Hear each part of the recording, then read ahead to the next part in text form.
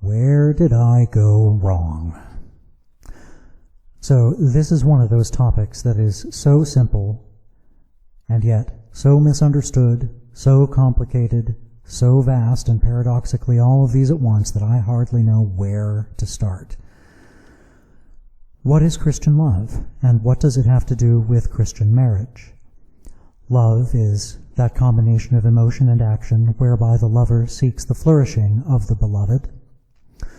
Furthermore, to love in the marital sense is to desire the flourishing of the beloved above all else but God. Furthermore, John Chrysavicus writes, proverbially, love is blind, but in fact it would be more correct to say that genuine love enables one to see and accept the other person as he or she is. So to love is not merely to commit to one another's flourishing, but to do so with some deeper awareness of who this person is, including, most especially, an awareness of their sinfulness. That is Romans 5:8. Lastly, we should also acknowledge that love includes some sort of affection for the beloved.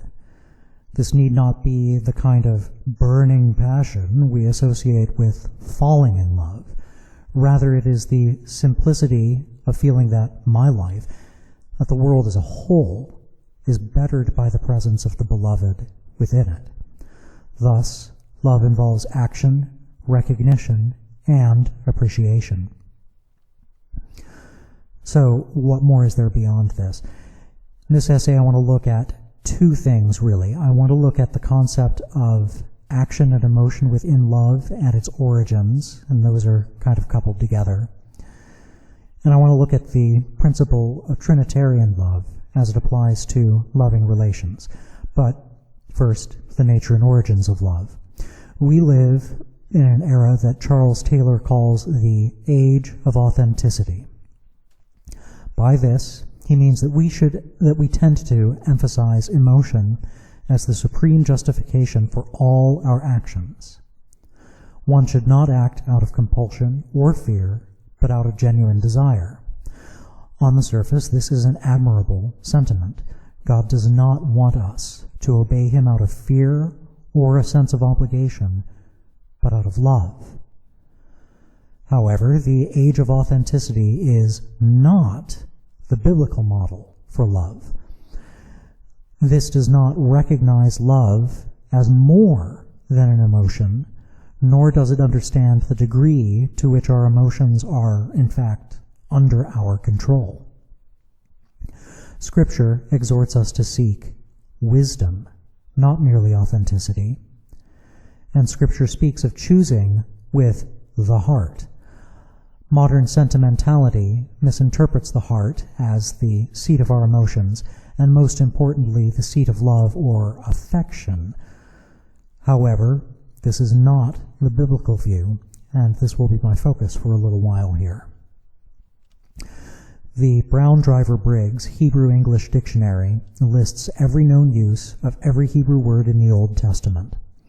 For the word levav, that is, heart, it lists over 250 occurrences, but only one where it appears to indicate our emotions, that is in Zephaniah 3:14. Often, the term refers to human aspects other than emotions, such as knowledge. In Ecclesiastes 1:17, I set my heart to know wisdom, madness, and folly.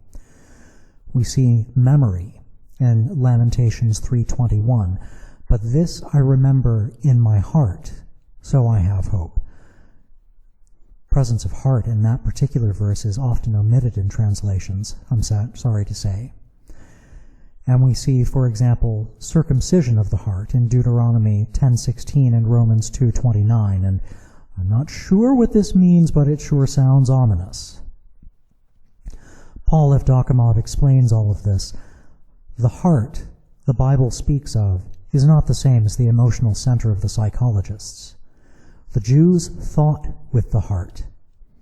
As a metaphysical center, it integrates all the faculties of the human being. Reason, intuition, and the will are never strangers to the choices and sympathies of the heart. We must also take seriously the warning of God to Jeremiah that the heart is devious above all else. It is perverse. Who can understand it? I, the Lord, test the mind and search the heart, to give to all according to their ways, according to the fruit of their doings. Jeremiah 17:9-10. Scripture also presents an image of love without emotion. So we find in John 13:34-35, where Jesus says, "A new commandment I give to you, that you love each other even as I have loved you. By this all will know that you are my disciples, if you have love for each other." If love is primarily emotional, then this passage is desperately confusing. However, if we read the passage as appropriate in light of Jesus' previous act, that is, washing his disciples' feet, the idea that love might be an order or a commandment makes more sense. This is being commanded to be committed to the beloved's flourishing. Similarly, even though Paul's work in 1 Corinthians 13 is far too frequently interpreted romantically, we run up against verse 7, that love bears all things, believes all things, hopes all things, endures all things. Forbearance and endurance are actions, and ongoing ones at that. This we should understand in light of Proverbs 19:11. Those with good sense are slow to anger, and it is their glory to overlook an offense. We might also recognize the presence of personal knowledge of the beloved. This does not mean we ought to enter marriages, of course, with no affection for our partner at all, although to do so would not actually be a sin. But, imagine if a husband were to say to his wife, instead of "I love you," rather, "My dear, I enjoy overlooking your offenses." Love has got to be more than saccharine attachment. So why do we resist this? Much to my chagrin, John Chrysostom wrote, "Just as in the case of children, the baby that is born immediately from the first sight recognizes its parents without being able to speak, so also the hearts of the bride and bridegroom are entwined together at the first sight without anyone to introduce them." Does this mean the saint believed in love at first sight? Perhaps. On the other hand, Chrysavgus offers some helpful insight. In our fallen state, love is both something given by God and something to be strived for. He adds specifically, "Unfortunately, all too often, love is misunderstood merely as a feeling of kindness or an act of goodness, and one forgets that the condition of love is in fact godliness." We should recall that all Orthodox marriages take place within the context of the continued participation in the Eucharist, thus growth in godliness. This suggests that Chrysostom might be looking at something slightly different than how we would like to interpret him. In some instances, certainly love arises and we do not know why. In these instances, Chrysostom credits the grace of God. Almost a sort of God of the love gaps argument here. The thing is, in all instances of love, we are required to grow in godliness if we are to grow in love, and love for others itself might grow out of godliness. I recently read a comment by the Fathers, God help me, I cannot remember who made it, that growing in love involves two things: growing more capable of loving more deeply, for sure, and extravagantly, but it also means growing in order to love those who we cannot love now. Growing as a Christian ought to involve greater ease in loving others, perhaps even falling in love. Now, for people like myself who are perhaps more than a little jaded or wearied by falling in love and then being disappointed, it's really important that we remember this. Some of the younger generations, like my own, have been corrupted by what I call the Disney syndrome, or waiting for Darcy. The romance stories we grew up on have convinced us that we fall for others, and if we do not, then there is nothing to be gained by pursuing a relationship with them. Instead, Christianity teaches that we are sometimes given love as a gift, that is Chrysostom's view, but sometimes we need to earn love, and by this, earn love for our own benefit, that is Chrysavgus. If we become too obsessed with waiting for our Mr. Darcy, we may find ourselves waiting for Godot. We have a responsibility to seek out love in practice. So while it is sensible and necessary to choose our marriage partner prayerfully and with care, seeking to find the perfect mate is misguided. And here I'm reminded of Helen Hunt's character from the movie As Good as It Gets in 1970. Why can't I find a normal boyfriend? Everybody wants that, dear. The thing is, it doesn't exist. We need to remember here that marriage is an image of Christ's marriage to the church. And Lewis describes this kind of love like this: as Christ sees in the flawed, proud, fanatical, or lukewarm church on earth that bride, who will one day be without spot or wrinkle, and labors to produce the latter, so the husband, whose headship is Christ-like, and he is allowed no other sort, never despairs. He is a King Cophetua, who after 20 years still hopes that the beggar girl he married will someday learn to speak the truth and wash behind her ears. In this way, we should not look for perfection in a partner, but affection. After all, we marry out of love for our partner, and not because we perceive they will bring us some sort of pleasure. This would be objectification, and it goes both ways. Romantic love does not look for a life free from hardship. Rather, it seeks a life of hardship with the beloved rather than a life of ease without them. We must also remember here that many of our ancestors never married for love, but out of duty to the community. And this, by the way, includes the blessed Theotokos and Joseph, and they did rightly before God. In this sense, even romantic love has the potential to become idolatry. This is a challenging lesson for this generation, but lest we be deceived with the notion that holding out for the right relationship is somehow superior to accepting a good, albeit difficult, relationship, Lewis's words have warned me otherwise, and that is, to love at all is to be vulnerable. Love anything in your heart will certainly be wrung and possibly broken. If you want to make sure of keeping it intact, you must give your heart to no one, not even to an animal. Wrap it carefully round with hobbies and little luxuries, avoid all entanglements, lock it up safe in the casket or coffin of your selfishness. But in that casket, safe, dark, motionless, airless, it will change. It will not be broken. It will become unbreakable, impenetrable, and irredeemable. The alternative to tragedy, or at least to the risk of tragedy, is damnation.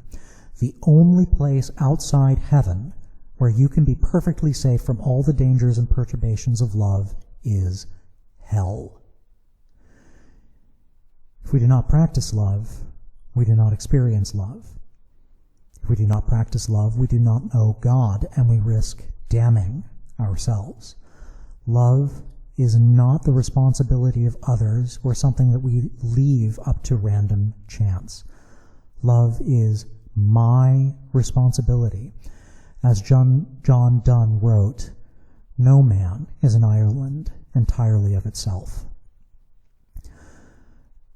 So let me take these and wrap them up with my 3 starting points, that love seeks the flourishing of the beloved. It seeks to know the beloved more deeply. Love carries affection for the beloved. And while this typically carries emotional content and may be given by God as a gift of grace, these are not the primary qualities of love. To seek the flourishing of the beloved requires nothing more than commitment and action. So too with knowing the beloved, carrying affection for the beloved while emotional in content is dependent on growing in godliness, so that we may love more people and love people more. If it becomes harder to love, we should first look at ourselves. To love others requires growing in maturity and godliness first. Demanding love from on high is seeking cheap grace. And this brings me to my second topic, that is, how is it that Trinitarian doctrine informs our understanding of love? And this is important. In the midst of a media-heavy age, our lack of connection makes it easy to forget that the beloved is a separate person. We're not merely computers or the ghost in the machine. A person must be understood whole, not merely as a sum of character qualities or likes or personality traits. And I think that there are really two things that are holding us back from recognizing the beloved as a separate person in this way. First, we struggle to understand systems of interaction where the components of that system are intertwined and really they're inseparable. And we struggle to understand interaction with an utterly independent and unpredictable entity. Peter Leithart writes that the challenge of understanding others comes from the fact that our understanding of the self has been poisoned by Descartes' cogito ergo sum, I think, therefore I am. We interact with our surroundings, but we do not become our surroundings. He writes, I am different from the things around me, yet I'm also inseparably intertwined with them. The world isn't just outside, it's also inside. I'm not only outside the rest of the world, I'm in it. My connection with the world is a Celtic knot. Inside and outside form a Mobius strip that folds back on itself. This duality also applies to our interactions with other human beings. Humans connect to other humans at so basic a level that when we disconnect, our own souls shatter into 1,000 little pieces. This will be more noticeable, of course, with people that we are more attached to. The notion that man and woman come together and form one flesh in marriage is more than just a reference to sexual intimacy. And this notion can be extended and applied even to family and friends outside the marriage. We also have the challenge of understanding the existence of other people as a separate mind. I'm a fairly antisocial individual myself, so this is actually really difficult for me because no matter how much I observe, listen, plan, and anticipate how a person's going to behave, I can't control them. And I have to do more than demand that others receive me. I have to be receptive of them and their actions. So this adage that you connect with the world just by putting yourself out there is a lie, plain and simple. If I put myself out there, I am making myself available for connections, but the others out there need to reciprocate. The Christian existentialist Gabriel Marcel argued that instead of considering others as inconveniences, we should welcome them with expectant availability. Availability is the aptitude to give oneself to anything which offers and to bind oneself by the gift. It means to transform mere circumstances into opportunities, we might even say favors, thus participating in the shaping of our own destiny and marking it with our seal. Availability means accepting unexpected situations not only as gifts for me, but also as opportunities to imprint myself on the other who intrudes. In a word, availability is love. And it is a love to others within one's immediate circle that opens out beyond the circle in absolute availability. Not only my chosen others, like my wife or husband, not only the close, but unchosen loved ones, like parents and children. Not only those, but also the stranger on the street, the beggar on the sidewalk, the enraged customer on the phone, the demanding boss, the resistant employee, the recalcitrant violinist, all are enclosed in the circle of my availability.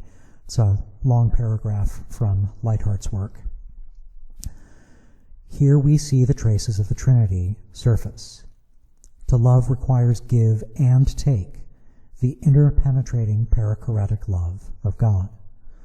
To love requires that we practice availability. In psychology, this has been referred to often as the sender and receiver roles in communication.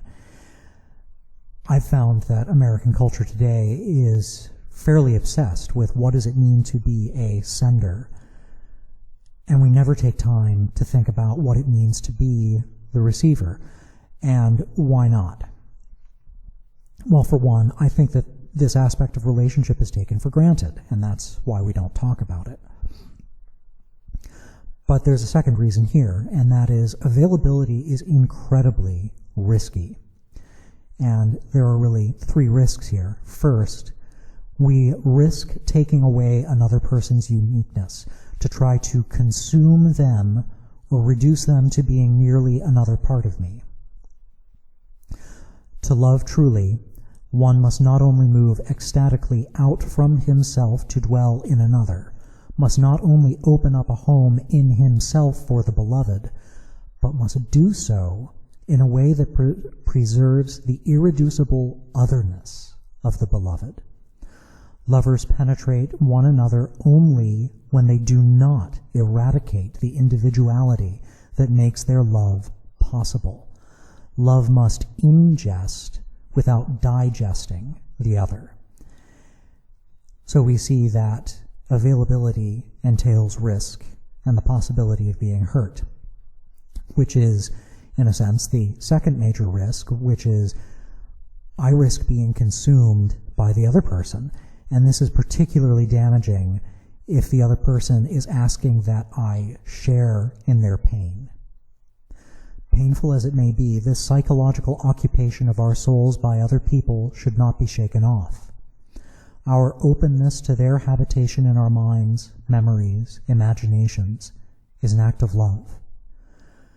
We make ourselves, our very souls, available to them. We become vulnerable to their fears, which become our fears. Their worries and anxieties become ours. We bear their burdens in the deepest part of our psyche, and thus, painfully, our souls are enlarged. Now, of course, this can be a learning experience, as Lightheart suggests here, but this can also be a matter of inappropriate or insufficient boundary setting, and that's ultimately a destructive circumstance. And being able to discern, is this relationship one where I'm being consumed in a way that's damaging, or is it appropriate for me to share this kind of pain? That is an ongoing battle to figure that out. And the third risk here that I see is that we fail to see the other person as someone that I have to respect and care for. And this goes a little beyond the first risk of simply being overbearing. And at this point, I'm not talking about manipulating the other. I'm talking about coercing them, not simply consuming or defacing the person, but absolute destruction. Not surprisingly, the self-enclosed person is hostile to interruption, to demands and claims from others. We meet what is not part of the self-generated and self-generating project, that is, myself, with refusal or a sense of defeat. If I can't turn another person to my own purposes, that person is a roadblock, something to be run over and plowed under.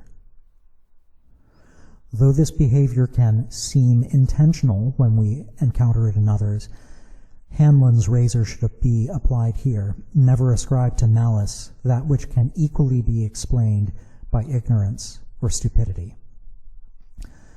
Psychopaths exist, but we need to guard against seeing psychopathy in everyone because that leads to paranoia.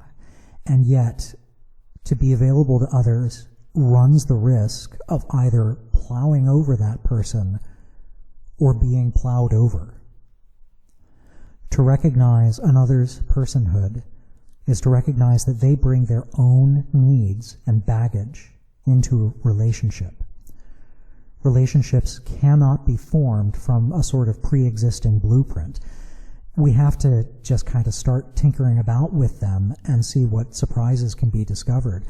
Relationships that are healing and are good, that extend availability to both parties, requires that the relationship itself be allowed to grow almost like a new person.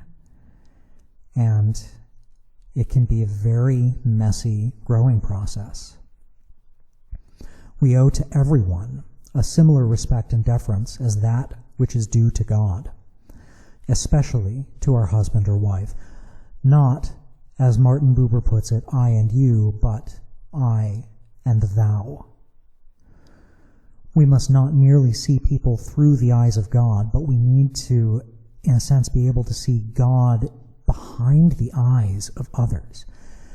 We must see one another as whole persons and make ourselves receptive to their needs. Love desires to give just as it desires to receive. American thinking, by contrast, tends to see relationships in terms of power or agency. As I mentioned, one person acts on another. And this is exacerbated by a culture that is obsessed with victimhood, and I promise I'll talk about that at a later time. To understand love in a healthy relationship, we need to recognize that we have those two roles, not just as agent, but as host or boniface. We have to be receivers as well as senders. We have to be agents, and we have to practice Marcel's availability, and that requires allowing others to influence and shape us. We need to listen, to reevaluate our perspectives, and to compromise. If you will, to hijack an old adage, never judge someone until you've walked a mile in their shoes. By then you're a mile away and you've got their shoes. We should not be tempted by the allure, by the way, of blaming one sex over the other in this regard. The Gottman Institute on Marriage quite rightly identifies a trend among husbands of refusing to allow their wife's needs to influence their decisions.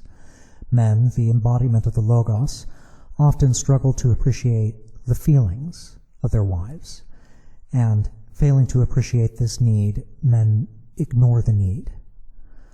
However, the same can be true of women. Marriage can feel like a fairy tale ending to a story, so much so that we can lose sight of the reality that the person we marry is not a fairy tale character.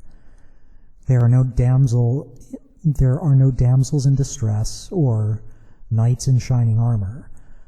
Our partner is just another flawed person, and when fantasy is perfection, the point that we get snapped back to the reality of the flawed person, that reality, it really stinks. Alrighty, well, let me see if I can summarize all of this mess a bit here. Love is action coupled with emotion that is committed to the flourishing of the beloved. In romance, we anticipate this love to be passionate. We expect to appreciate the beloved in some way, to recognize that they have been made good even with their sin, and even when their goodness seems to conflict with our own. Love is the commitment of the whole person, mind, body, affections, will, soul. It may be given as a gift of God's grace, but it can also grow, and indeed, even love that is a gift of grace must grow if it is to thrive. Love needs and gives, but godly love endeavors to risk and sacrifice before it requests. Love may analyze and interpret, but it always reintegrates the beloved into a whole person. Love takes agency in reaching out to the beloved, but it also practices availability. It receives, listens, compromises, and reevaluates. Love apologizes and forgives. Love takes accountability for itself and extends grace to the beloved. And so we fulfill the law of Christ, for love stands above the law. And the reality is, though I've probably only scratched the surface of the topic, this is really where I'm going to have to leave it for now. In my next couple of essays, I'm going to start to begin the long and very difficult process of interpreting our current cultural moment. I do believe that American culture is beginning to wake up to the magnitude of the problem we are facing, but I'm afraid that this process is only just beginning and will probably take at least a decade or more before it really begins to turn. Therefore, there are a great many contributing factors that we need to consider and keep in mind. This is a challenging process, and it's going to call all of us, men and women, divorced and never married, old and young, to face the reality that no one group or issue is to blame. We have all contributed to the problem in some way or another, and we cannot fix the problem by assigning blame to others. We must begin by evaluating ourselves, identifying how we have contributed to the problem, and restarting the practice of one another. And so, in my next essay, I will move on to that first step, evaluating ourselves and identifying how we've contributed to the problem.